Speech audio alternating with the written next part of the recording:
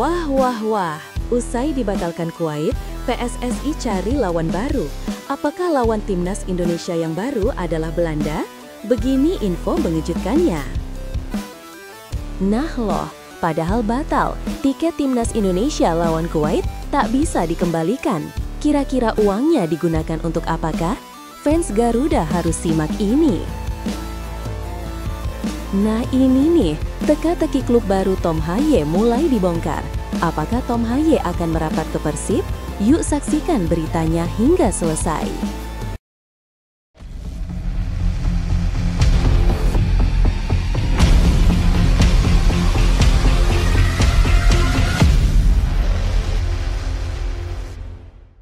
Mohon subscribe channel Timnasku Indonesia agar tidak ketinggalan informasi Timnas Indonesia.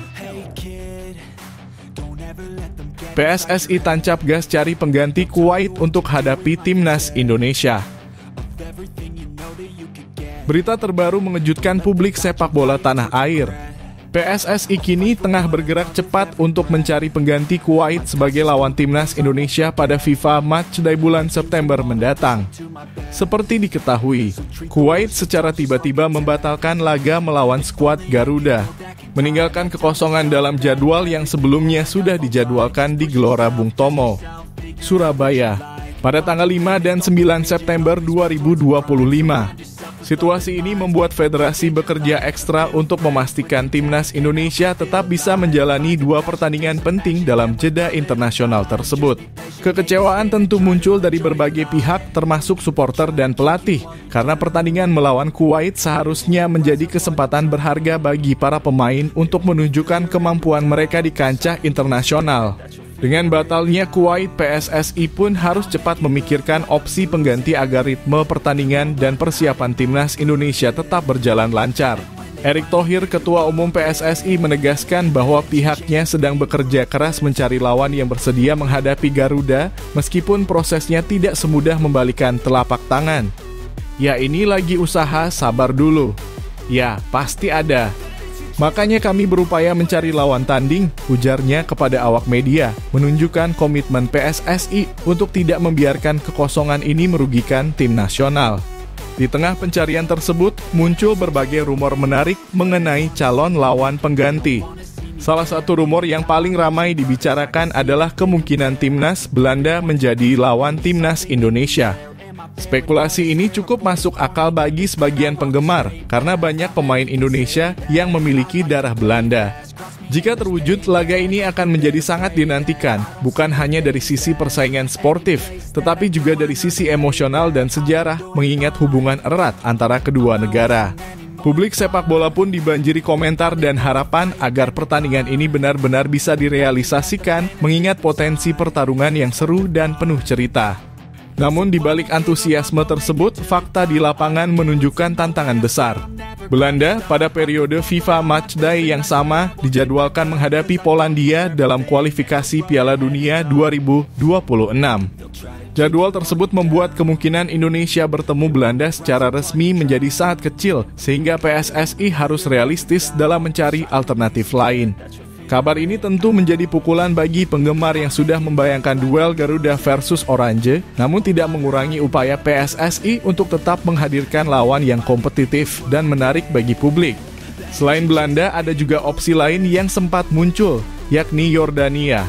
Negara dari Timur Tengah ini dianggap potensial karena memiliki koneksi dengan PSSI melalui direktur teknik terbaru, Alexander Swiers, yang pernah bekerja di Yordania.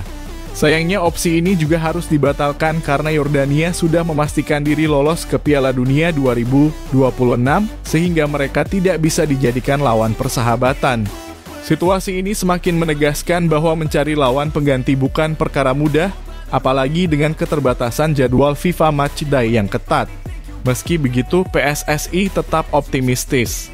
Strategi cepat dan komunikasi intensif dengan berbagai federasi lain menjadi kunci agar Timnas Indonesia tetap memiliki lawan yang berkualitas. Para penggemar pun diharapkan tetap sabar dan terus mendukung tim, karena laga pengganti ini bukan hanya soal pertandingan, tetapi juga kesempatan untuk mematangkan skuad Garuda menghadapi kompetisi yang lebih besar di masa depan.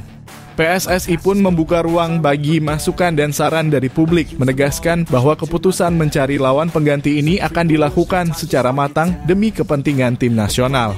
Keadaan ini menjadi bahan perbincangan hangat di media sosial, forum penggemar, dan komunitas sepak bola. Banyak yang penasaran siapa sebenarnya yang akan dipilih menjadi pengganti Kuwait dan bagaimana performa timnas Indonesia jika menghadapi lawan baru tersebut. Tentunya, momen ini juga mengundang pembaca untuk memberikan pendapat mereka di kolom komentar siapa yang seharusnya menjadi lawan Garuda. Dan bagaimana strategi terbaik PSSI untuk memastikan timnas Indonesia tetap mendapatkan pengalaman bertanding yang maksimal sebelum laga-laga resmi berikutnya. Dengan situasi yang dinamis ini, publik sepak bola Indonesia patut mengikuti perkembangan terus-menerus. PSSI harus menyeimbangkan antara peluang menarik bagi penonton dan kesiapan tim, sementara para penggemar bisa terlibat aktif melalui komentar dan diskusi, menambah keseruan menjelang FIFA Matchday bulan September. Upaya PSSI untuk memastikan timnas Indonesia tetap bertanding meski lawan awal batal menunjukkan profesionalisme dan komitmen terhadap kemajuan sepak bola nasional.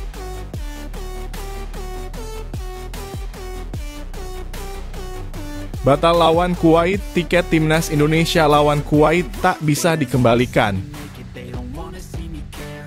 Kabar pembatalan sepihak oleh Kuwait untuk laga FIFA Matchday melawan timnas Indonesia tentu mengejutkan banyak pihak, terutama para fans Garuda yang sudah menantikan pertandingan ini. Tidak hanya soal kehilangan kesempatan menyaksikan tim nasional berlaga, isu pengembalian uang tiket menjadi sorotan utama. Banyak supporter yang sudah membooking tiket dengan harga mulai dari Rp75.000 hingga Rp250.000. Bahkan ada pula yang sudah memesan penginapan untuk mendukung langsung skuad Garuda di Stadion Gelora Bung Tomo, Surabaya. Situasi ini memunculkan kekhawatiran apakah uang tiket akan dikembalikan atau tidak, mengingat pembatalan dilakukan secara mendadak dan di luar kendali PSSI. Erick Thohir, Ketua Umum PSSI, secara tegas menjelaskan bahwa pihaknya pun dirugikan oleh pembatalan Kuwait. Pasti ada kerugian, makanya kita sedang berusaha mencari lawan baru, ujarnya kepada wartawan di Jakarta pada Senin malam. Pernyataan ini memberi pemahaman bahwa PSSI juga menghadapi dilema finansial, sehingga kebijakan untuk tidak mengembalikan uang tiket menjadi pilihan yang dianggap perlu agar federasi tetap bisa menutupi kerugian dan mempersiapkan laga pengganti. Hal ini jelas menimbulkan reaksi campur aduk dari supporter. Ada yang memahami posisi PSSI, namun tak sedikit yang merasa kecewa karena sudah menyiapkan segala sesuatunya untuk mendukung tim nasional. Sebelumnya, timnas Indonesia dijadwalkan bertanding melawan Kuwait dalam jendela FIFA Matchday yang sama dengan laga menghadapi Lebanon pada tanggal 8 September 2025 dalam ajang Garuda Championship Series. Dengan mundurnya Kuwait, kini opsi pertandingan hanya tersisa melawan Lebanon yang menempati peringkat 112 dunia, sedikit lebih tinggi dibandingkan Kuwait yang berada di peringkat 138 dunia. Meski tetap ada pertandingan, kehilangan satu lawan membuat persiapan timnas Indonesia terasa kurang optimal, terutama menjelang kualifikasi Piala Dunia 2026 pada bulan Oktober yang akan menghadirkan tim-tim tangguh dari Timur Tengah seperti Arab Saudi dan Irak. Erick Thohir juga menyampaikan kekecewaannya atas pembatalan mendadak ini. Semua persiapan sudah dilakukan jauh-jauh hari, mulai dari pemilihan lawan hingga logistik pertandingan, namun Kuwait memilih mundur di menit-menit akhir. Hal ini sempat memunculkan dugaan adanya sabotase atau permainan politik, namun Erick kemudian mengetahui bahwa Kuwait juga membatalkan partisipasi di turnamen lain, sehingga dugaan tersebut diurungkan. Meski begitu, rasa kecewa tetap ada karena kesempatan bagi timnas Indonesia untuk menguji kemampuan di laga persahabatan internasional menjadi berkurang. Langkah selanjutnya yang diambil PSSI adalah mengirimkan surat protes resmi kepada Federasi Sepak Bola Kuwait (KFA) dan melaporkan pembatalan ini ke Konfederasi Sepak Bola Asia (AFC). Erick menegaskan bahwa PSSI ingin masalah ini tercatat secara resmi agar federasi lain mengetahui sikap dan posisi Indonesia terkait pembatalan sepihak ini. Selain itu, fokus utama saat ini adalah mencari lawan pengganti yang sepadan untuk memastikan skuad Garuda tetap mendapatkan pengalaman bertanding yang maksimal dalam persiapan menuju kualifikasi Piala Dunia. Di tengah upaya mencari pengganti, muncul berbagai rumor yang menarik perhatian publik. Salah satunya adalah kemungkinan timnas Indonesia menghadapi Belanda, mengingat banyak pemain keturunan Belanda yang kini memperkuat skuad Garuda. Sayangnya peluang ini tampak sangat kecil karena pada periode FIFA Matchday yang sama, Belanda dijadwalkan melawan Polandia dalam kualifikasi Piala Dunia 2026. Rumor lain yang beredar adalah PSSI akan mengajak klub-klub Indonesia untuk menggantikan Kuwait. Namun kemungkinan besar banyak pihak kurang tertarik jika lawan hanya berasal dari domestik, sehingga tantangan untuk mencari pengganti yang menarik tetap terbuka lebar. Situasi ini jelas menjadi bahan diskusi hangat bagi para supporter. Mereka bisa menuliskan pendapat, harapan, bahkan kritik di kolom komentar apakah PSSI seharusnya tetap menempuh kebijakan pengembalian tiket. Siapa lawan pengganti yang ideal? Atau bagaimana strategi terbaik agar timnas Indonesia tetap siap menghadapi laga resmi mendatang? Kejadian ini bukan sekadar soal laga persahabatan, melainkan juga ujian bagi manajemen dan loyalitas fans Garuda dalam mendukung tim nasional.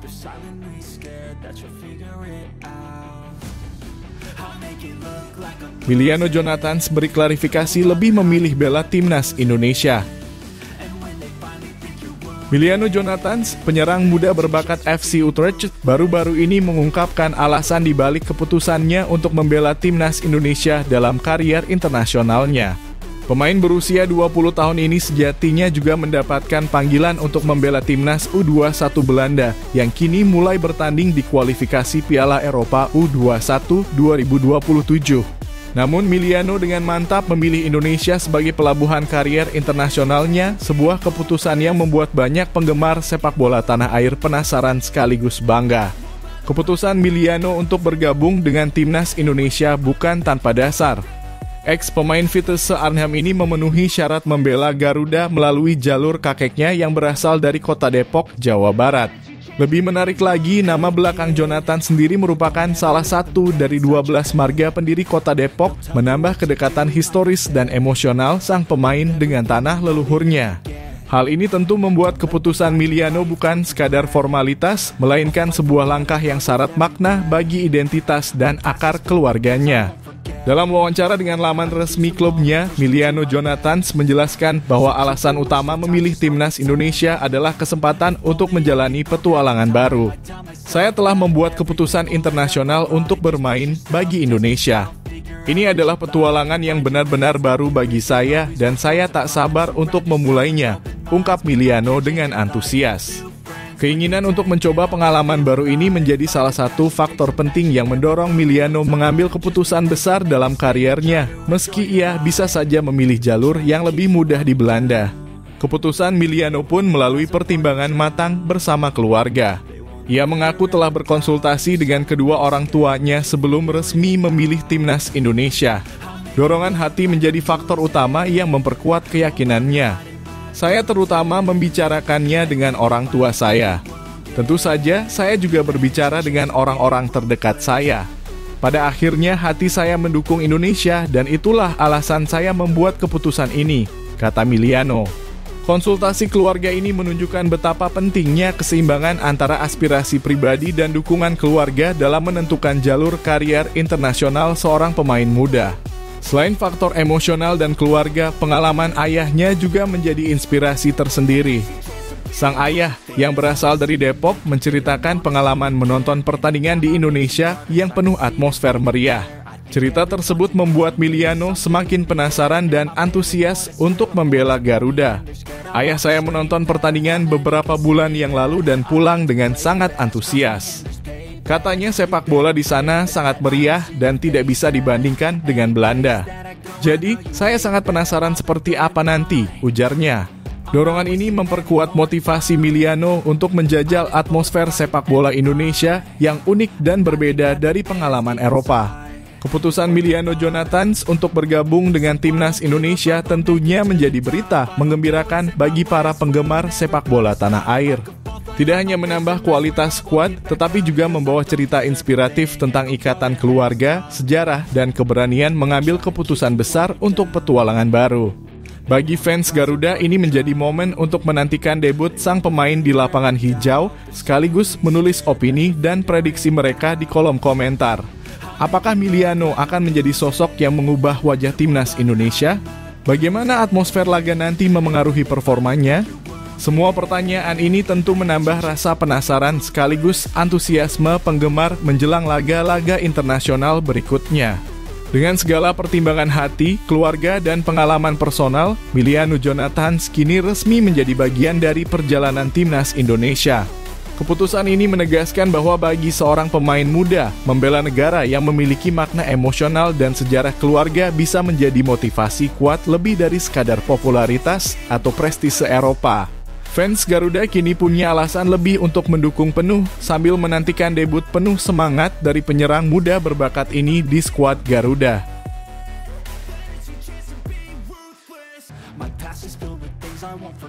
Teka-teki klub baru Tom Haye mulai terbongkar. Kabar terbaru dari bursa transfer Super League 2025-2026 membuat publik sepak bola tanah air penasaran, terutama para penggemar Persib Bandung. Rumor yang beredar menyebutkan bahwa Maung Bandung serius memburu tanda tangan gelandang timnas Indonesia, Tom Haye, yang saat ini berstatus tanpa klub. Sebelumnya, nama Haye lebih santer dikaitkan dengan Persija Jakarta, namun negosiasi antara kedua pihak dilaporkan gagal karena tak mencapai kesepakatan kontrak. Kini Persib muncul sebagai kandidat kuat untuk mengamankan jasa ex-pemain Almer City tersebut, membuka teka-teki klub baru yang akan menjadi pelabuhan Haye berikutnya. Kabar ini semakin diperkuat oleh bocoran akun sepak bola @transfernews_ft1 yang menyebut bahwa Persib Bandung sudah mengambil inisiatif untuk mendekati sang pemain. BREAKINGNEWS dilansir dari @seasiagoal, dua tim besar Indonesia dan Thailand, yakni Persib Bandung dan Bangkok United, tertarik untuk mendatangkan punggawa timnas Indonesia, Tom Haye. Saat ini berstatus tanpa klub. Kemanakah sang pemain akan berlabuh? Dan apakah tetap bermain di luar Indonesia? Atau sudah waktunya mengikuti jejak rekan timnas seperti Jordi Amat? Tulis akun tersebut pada Jumat, 22 Agustus 2025. Pernyataan ini jelas menimbulkan spekulasi hangat di kalangan fans Garuda dan pecinta sepak bola domestik. Persaingan untuk mendapatkan Haye jelas tidak mudah. Bangkok United dari Thailand juga disebut-sebut serius membidik gelandang bertahan berusia 30 tahun tersebut. Klub Thailand itu memiliki keuntungan tersendiri karena diperkuat Pratama Arhan, yang bisa menjadi magnet bagi rekan setimnya di timnas Indonesia. Selain itu, Thai League dianggap memiliki level kompetisi yang cukup tinggi, sehingga Haye bisa mempertimbangkan aspek pengembangan karier di luar negeri. Meski begitu, peluang Persib Bandung tetap terbuka lebar, mengingat status Haye yang bebas transfer memungkinkan klub merekrutnya tanpa biaya transfer tambahan. Spekulasi kedatangan Tom Haye ke Bandung semakin menguat setelah unggahan resmi Persib Bandung di Instagram pada 26 Agustus 2025. Dalam video tersebut terdengar lagu Tanah Air dan terlihat bendera Belanda serta Indonesia berdampingan. Simbol ini diyakini menjadi isyarat bahwa pemain baru Persib memiliki darah Belanda Indonesia yang langsung mengarah pada sosok Tom Haye. Unggahan tersebut semakin memanaskan rumor dan membuat penggemar Maung Bandung menaruh harapan besar akan kedatangan gelandang yang dikenal sebagai El Profesor ini. Tom Haye sendiri memiliki rekam jejak yang cukup panjang di dunia sepak bola Eropa. Lahir di Amsterdam pada 9 Februari 1995, ia menimba ilmu di Akademi AZ Alkmaar sejak 2006 hingga promosi ke tim utama pada 2012. Selama 4 musim bersama AZ Alkmaar, Haye tampil 73 kali dengan torehan 2 gol dan 5 assist. Kariernya kemudian berlanjut ke Willem II, Lecce di Italia, ADO Den Haag, NAC Breda, hingga bersinar bersama Heerenveen pada 2022-2024. Musim terakhirnya di Almer City berakhir pada 1 Juli 2025, dan sejak itu Haye masih tanpa klub, menjadikannya incaran 2 klub besar Asia Tenggara. Di level internasional, Haye pernah meraih kesuksesan bersama timnas Belanda U17 sebelum akhirnya memutuskan berganti kewarganegaraan menjadi WNI pada Maret 2024. Sejak bergabung dengan Timnas Indonesia, Haye sudah mencatatkan 13 caps dengan 2 gol, memainkan peran penting di lini tengah dan dijuluki El Profesor karena kemampuannya mengatur tempo permainan. Kehadirannya di skuad Garuda menambah dimensi strategi bagi pelatih, dan keahliannya di lapangan tengah membuatnya menjadi target utama bagi klub-klub besar Indonesia. Selain kariernya, kehidupan pribadi Haye juga menarik perhatian publik. Ia bertunangan dengan Bibet Cherifah dan dikaruniai 2 anak laki-laki. Dengan tinggi 187 cm dan kaki dominan kanan, Haye dianggap sebagai gelandang modern yang mampu bertahan sekaligus mendistribusikan bola dengan presisi. Nilai pasarnya saat ini sekitar 17,38 miliar, jauh menurun dari musim sebelumnya di Heerenveen, namun pengalaman Eropa tetap membuatnya menjadi aset berharga bagi Persib Bandung. Jika transfer ini benar terrealisasi, kehadiran Tom Haye diyakini akan menjadi kunci baru di lini tengah Persib Bandung, menambah keseimbangan tim dan memperkuat peluang Maung Bandung bersaing di Super League. Rumor ini jelas membuat supporter Persib menaruh harapan besar, sementara para fans sepak bola tanah air menunggu dengan antusias siapa yang akan memenangkan pemburuan pemain berbakat ini. Kehadiran Haye menjadi teka-teki yang menarik untuk diikuti. Dan kolom komentar pun siap dipenuhi pendapat dan prediksi dari penggemar mengenai klub baru yang akan menjadi pelabuhan gelandang Timnas Indonesia ini.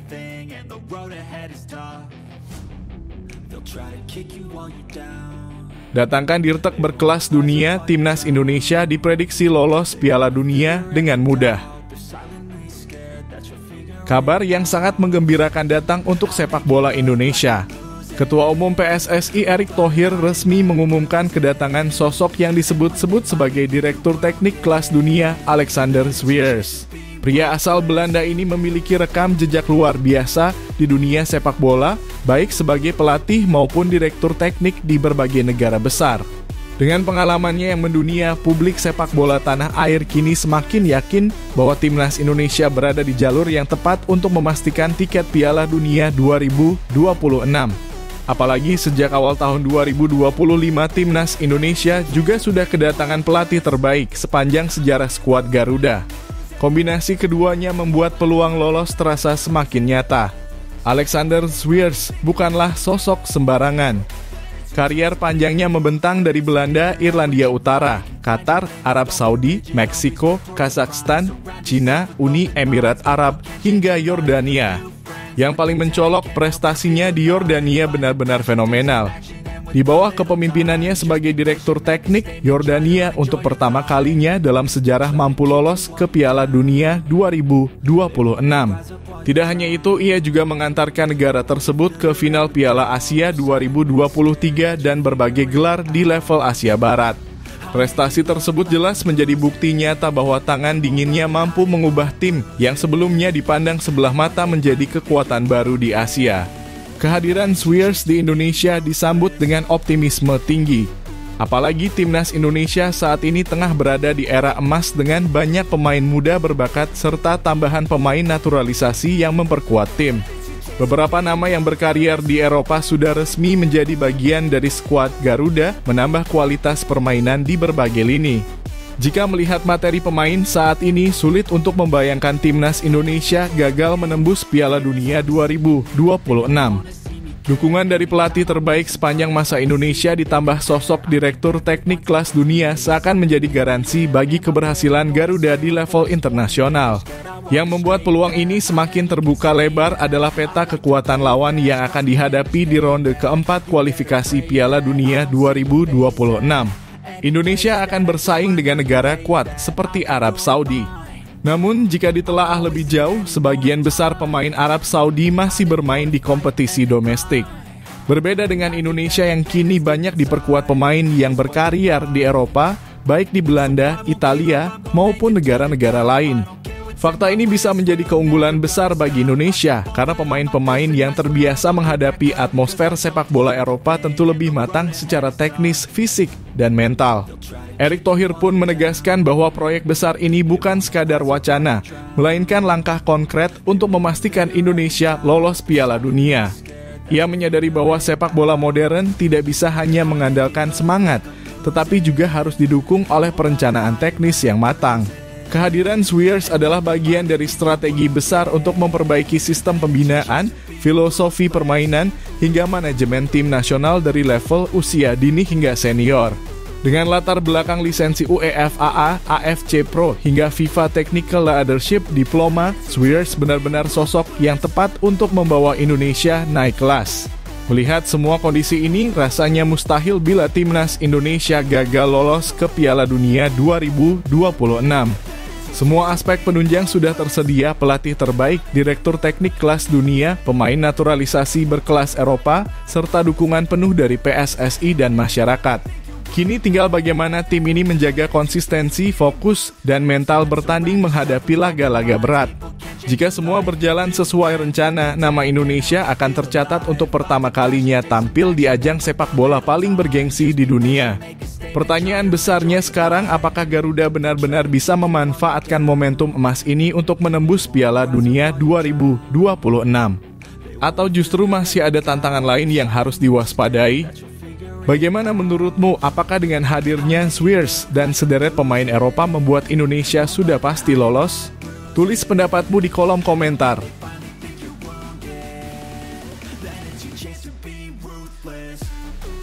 Ivar Jenner sudah pulih dari cedera. Kabar baik datang dari salah satu pemain andalan timnas Indonesia, Ivar Jenner. Setelah sempat mengalami cedera yang membuatnya diragukan bisa membela Garuda Muda, gelandang berusia 21 tahun itu kini dikabarkan sudah kembali merumput bersama klubnya, Jong Utrecht. Publik sepak bola tanah air pun dibuat penasaran. Apakah pulihnya Ivar Jenner membuka peluang baginya untuk memperkuat timnas Indonesia U23 di ajang kualifikasi Piala Asia U230 2026 yang akan berlangsung pada awal September mendatang? Dalam laga Jong Utrecht melawan Ajax U21 di pekan ketiga Liga 2 Belanda 2025-2026, Ivar Jenner sudah kembali bermain meski hanya tampil 5 menit. Ia masuk sebagai pemain pengganti pada menit ke-85 menggantikan Marcien Gadari dan Jong Utrecht berhasil menang dengan skor tipis 4-3. Walaupun menit bermainnya masih terbatas, fakta bahwa ia kembali merasakan atmosfer pertandingan resmi menjadi sinyal positif bagi kondisi fisiknya. Sebelumnya, kabar yang beredar sempat mengecewakan para pendukung Garuda Muda. Ketua Umum PSSI Erick Thohir pada 22 Agustus 2025 menyebut bahwa Ivar Jenner tidak bisa bergabung dengan timnas Indonesia U23 karena masih dalam tahap pemulihan cedera. Erick menyampaikan bahwa risiko memainkan Ivar terlalu dini bisa membahayakan proses penyembuhannya, sehingga keputusan awalnya adalah tidak memanggil sang gelandang ke dalam skuad. Pernyataan itu sempat menimbulkan rasa kecewa, mengingat Ivar adalah salah satu kunci permainan Indonesia di lini tengah. Namun kabar berbeda datang dari Ketua Badan Tim Nasional (BTN) Sumarji. Dalam beberapa kesempatan, Sumarji menegaskan bahwa Ivar Jenner tetap masuk daftar panggil untuk kualifikasi Piala Asia U23 2026.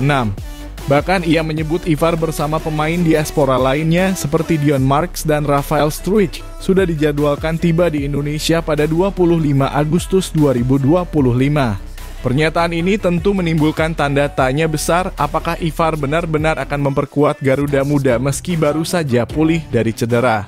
Jika Ivar Jenner benar-benar bergabung, hal ini tentu menjadi keuntungan besar bagi timnas Indonesia U23. Dengan tinggi badan 188 cm, Ivar memiliki keunggulan fisik yang jarang dimiliki pemain Asia Tenggara. Lebih dari itu, visi bermain, distribusi bola, dan ketenangannya di lini tengah menjadikannya motor serangan sekaligus penyeimbang permainan. Dalam laga-laga penting, kehadirannya bisa menjadi pembeda.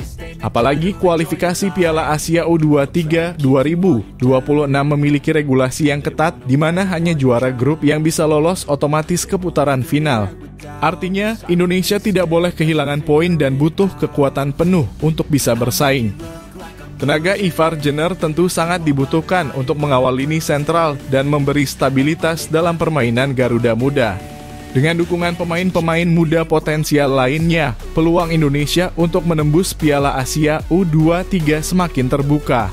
Meski begitu masih ada teka-teki apakah Ivar akan benar-benar dimainkan atau hanya ikut serta untuk memberi dukungan moral kepada tim. Pelatih Gerald Vandenberg pasti akan sangat berhati-hati dalam mengambil keputusan mengingat cedera yang baru saja pulih berpotensi kambuh jika dipaksakan. Namun tidak bisa dipungkiri hanya dengan kehadiran Ivar di dalam skuad, semangat juang para pemain Garuda Muda pasti akan meningkat. Kini publik sepak bola Indonesia menantikan kabar resmi dari PSSI terkait status Ivar Jenner.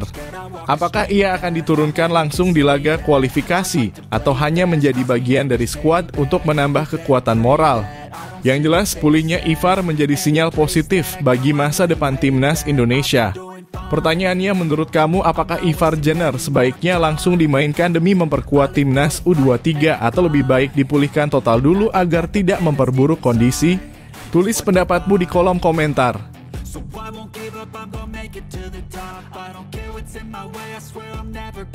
Alasan PSSI masih panggil Tom Haye ke timnas Indonesia. Benar-benar di luar dugaan, nama Tom Haye tetap masuk dalam daftar panggil timnas Indonesia untuk FIFA Matchday September mendatang, meskipun saat ini ia tidak memiliki klub. Situasi ini tentu membuat banyak orang terkejut sebab biasanya seorang pemain yang berstatus pengangguran atau tanpa klub jarang dipanggil membela tim nasional. Namun PSSI bersama pelatih Patrick Kluivert rupanya memiliki alasan kuat dan langkah super cerdas di balik keputusan tersebut. Mereka percaya bahwa kualitas Haye masih terlalu berharga untuk dilewatkan bahkan dalam kondisi tanpa klub sekalipun.